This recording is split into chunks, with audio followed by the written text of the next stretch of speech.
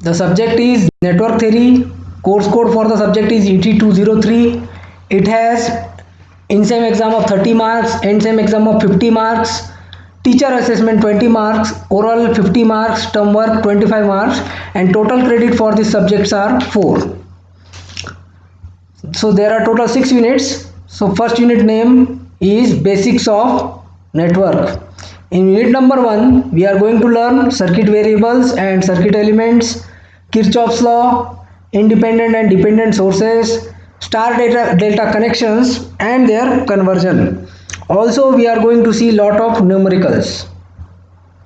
So first point in the syllabus is introduction to circuit variable and circuit elements. So we have some important circuit variables. So we have some important circuit variables like current, voltage, power, energy, etc. So first is current. It is the rate of change of charge. How current is defined? It is rate of change of charge. So I equal to dq by dt. You know that some charge particles like electron has some charge, and electron charge value is 1.6 into 10 raised to power minus 19 coulomb. What is this coulomb? Coulomb is the unit of charge. Suppose we have one element and current is flowing through this element from A to B. So this is the way to denote the current direction. So what this direction is indicating, that current is flowing from A to B. Then unit of current is ampere, and 1 ampere is, what is I? I is dq by dt. So 1 ampere equal to 1 coulomb. Unit of charge is coulomb, unit of time is second. So 1 ampere equal to 1 coulomb per second. Now the current can be DC current, that means direct current, or alternating current. If the current value is constant with respect to time, then it is a DC current, and if the current value is sinusoidally varying with the time, then it is nothing but AC current. So one important note for you, that in series currents are same. So whenever certain elements, sources are connected in series, then same current should flow through each element and sources. Now second variable is voltage. It is also called as potential difference. Now the definition of voltage is, it is the energy required to move a unit charge. We require some energy to move a unit charge. That term is called as the voltage. So voltage V equal to dW by dQ. As it is a unit charge, so we are denoting it by small q, and W means energy. Then we have one relationship. If we are measuring voltage from A to B, it is, let us say 5 volt. Then from B to A, voltage will be minus 5 volt. So VAB equal to minus of VBA.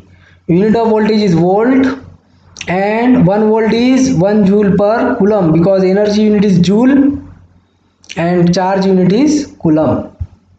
Again, voltage can be AC voltage and DC voltage.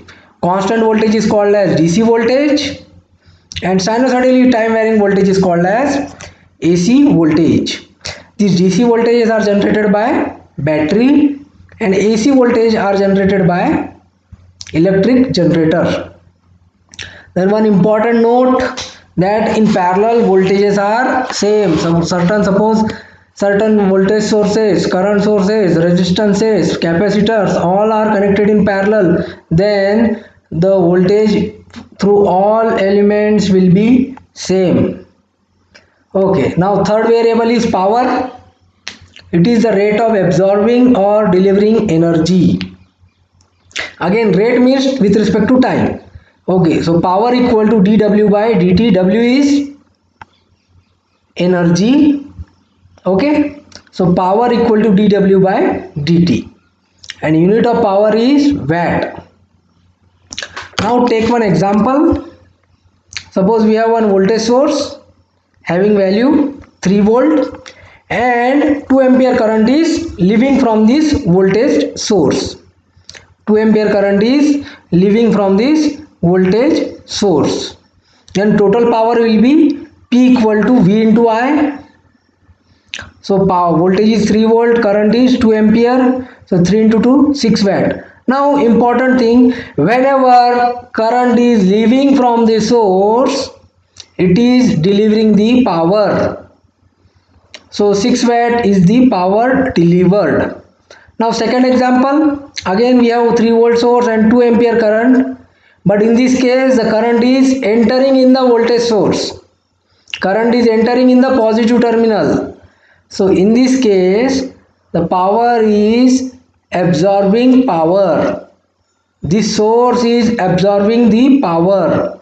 So if current is leaving from the positive terminal, that means it is delivering, and if current is entering, it is nothing but absorbing.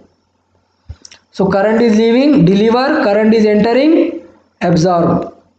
The power has been absorbed. Okay, so this is the difference between these two numericals. So first one, power is 6 watt, but this power is delivered, and here also power is 6 watt, but this power is absorbed, and power is given by V into I. Again, if I use some Ohm's law, P equal to IR, so I can replace this V by I into R. V equal to IR, so I can replace this V equal to IR. So power can be I square into R, and one more formula for power is power equal to V square by R. These formulas are applicable for resistances. Okay, so now we have one circuit, one numerical. So this is the first numerical. So diagram is given, some values are given. Okay, and what we have to determine? We have to determine power delivered and power absorbed.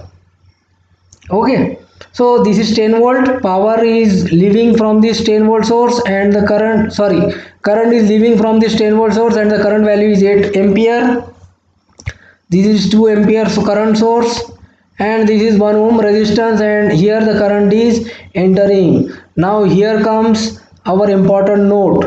What note we have written? We will look at that note. In parallel, voltages are same. Okay, so as you can see, this voltage source, current source, and resistance are connected in parallel. So voltage is same. So here 10 volt, here also 10 volt, here also 10 volt, because these are connected in parallel. So I know the voltage here, I know the voltage here. Now I can easily determine the power, because current also I am knowing, already I am knowing. Okay, so power due to 10 volt source, P due to 10 volt source is V into I. So 10 volt into 8 ampere, so it is nothing but 80 watt. Then the current is leaving, that means it is delivering the power. Okay, now here voltage is 10 volt and current is 2 ampere. Okay, again the current is leaving from this source, that means it is delivering. So power due to 2 ampere source is V into I equal to 10 into 2 equal to 20 watt. Again this power is delivered.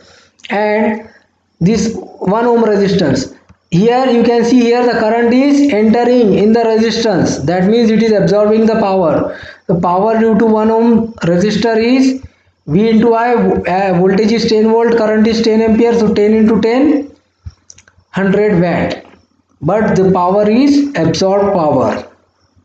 So here power is delivered, here power is delivered, here power is absorbed, and power is V into I. Why power is delivered? Because current is leaving. Here current is leaving, that means it is delivering the power, and here power is absorbed because current is entering in the positive terminal. So whenever current is leaving from the positive terminal, it is delivering. Whenever current is entering in the positive terminal, it is absorbing the power. In the next video, we will see one more numerical and we will see circuit elements. Thank you.